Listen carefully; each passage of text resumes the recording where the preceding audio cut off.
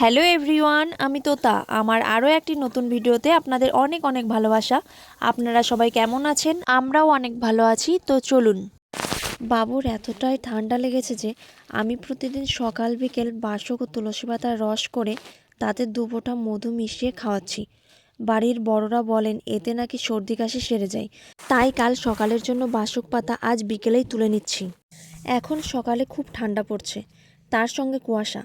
আমাদের এখানে তো সকালে শৈত্যপ্রবাহ চলছে। হাত পা আর সোয়েটার থেকে বার করতেই ইচ্ছে হয় না। তাই সকালের কথা ভেবেই পাতার জোগাড় এখনই করে রাখলাম আর কি। চলো বাড়ি যাই। তোমাকে এই যে রস খাওয়াবো, রস, বাসক পাতার রস। জামা কাপড় তুলতে এলাম এখন। এবার জামা কাপড় তুলবো, সাথে বোনও এসছে। জামা কাপড় তুলে নিয়ে যাই। আর বাবুকে রেখে এসেছি মায়ের কাছে। কাজটুকু করে নিই, তারপরে দেখা হচ্ছে। এটা তাঁতের, আমার মারাই বোনে এটা। তা কালকে বাবুকে খাইয়েছি, এত ঠান্ডা লেগেছে, খাওয়ানোর পর একদম বমি করে দিয়েছে, তাই আজকে আবার ধুতে হলো। তাঁত বোনার কথা বলতেই মনে পড়ে গেল আমার মায়ের কথা। আমি যখন ছোট হয়তো ক্লাস 7-8 থেকে দেখি মাকে তাঁত বুনতে, তখন থেকেই মা আমার সমস্ত খরচা, অর্থাৎ এই পড়াশোনা, পেন খাতা, টিউশন, জামা কাপড়, আমার সমস্ত কিছুর খরচা এই তাঁত থেকেই হতো।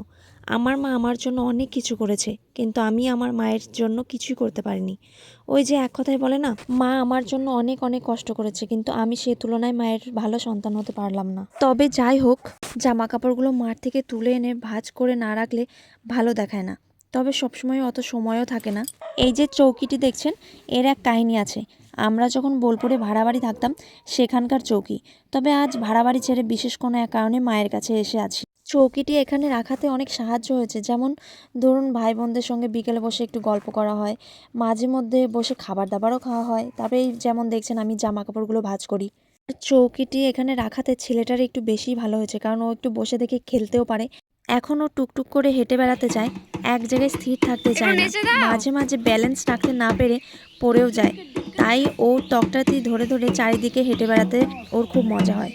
এখন আবার ড্রেস চেঞ্জ করে একটু রেডি হতে হবে, কারণ বাবুকে নিয়ে আবার যাব ডাক্তারখানায় ডাক্তার দেখাতে, কারণ ওর ঠান্ডাটা বেশ জোরেই লেগেছে। এমনিতেই ডাক্তার দেখাতে 2 দিন দেরি হয়েছে, কারণ ডাক্তারবাবু ছিলেন না।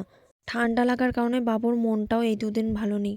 জামা কাপড় গুছিয়ে রেডি হয়ে বেরিয়ে পড়লাম ছেলেকে ডাক্তার দেখাতে। একেই তো ছেলের ঠান্ডা লেগেছে, তার উপর শীত, তাই আর বাইক নিয়ে না গিয়ে টোটোতে করে গেলাম। অনেক সাবধানে বিকেল 5:30টার সময় ডাক্তারখানায় পৌঁছালাম। ডাক্তারবাবু 6টার সময় এলেন।